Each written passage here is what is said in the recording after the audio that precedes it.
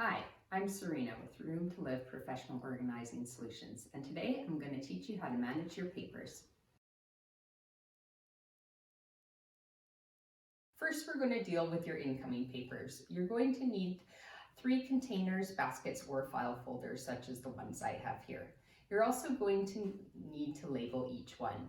One is going to be act on, one is reference, one is archive. Act on items are things that require an action, such as returning someone's phone call or signing a form. Reference are items that you need to refer back to, such as school schedules or menus. And archive are things that need to be filed away for long term. You're also going to need to find a place in your home where you can keep these baskets. It would also be helpful to have your garbage can, recycling, and a shredder close to the area. Now that you have that set up, when you have incoming mail, you can put it in its designated spot in one of your containers that is labeled, instead of it taking up space on countertops, drawers, kitchen tables. The 3-basket approach is a basic way to deal with incoming papers. If you want to customize your papers, you can use an action filing system or a tickler filing system. Some people also use a combination of both. Here's an example of an action filing system. You can set it up in a file box like I have, or any other container that suits your needs.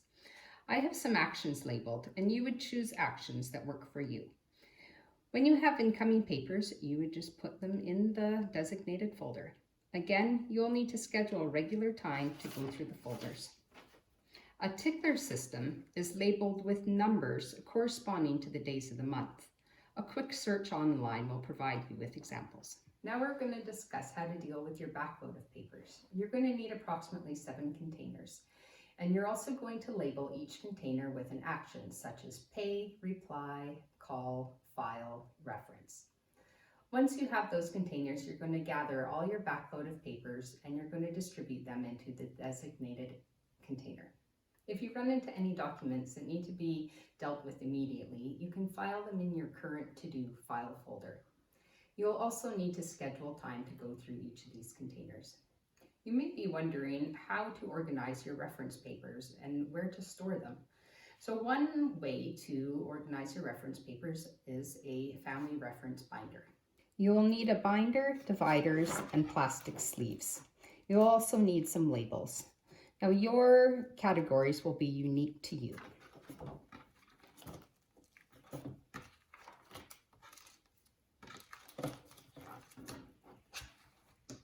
Lastly, we're going to discuss archiving papers. You're going to need a filing cabinet, banker's box, or a plastic filing container like I have here. The type of container doesn't matter, except to keep in mind bankers' boxes don't protect from water damage, so make sure you keep them stored up off the floor and in a dry area of your home. You'll also need some hanging file folders, such as these, and some manila folders. You'll also need some labels. When choosing categories, make sure they speak your language. I have labeled one education, but you may prefer school. Here's a list of suggested main categories.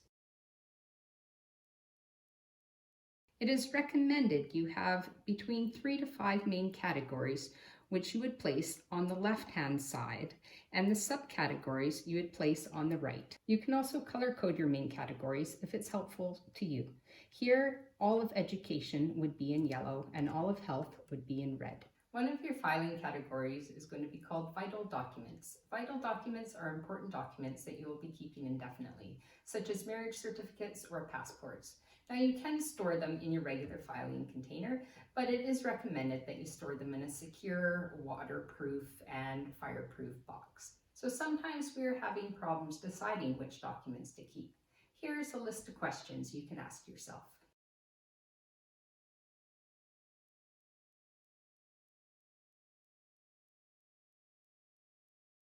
Managing paper can be a daunting task, so make sure you schedule yourself short blocks of time while you're developing your new habit.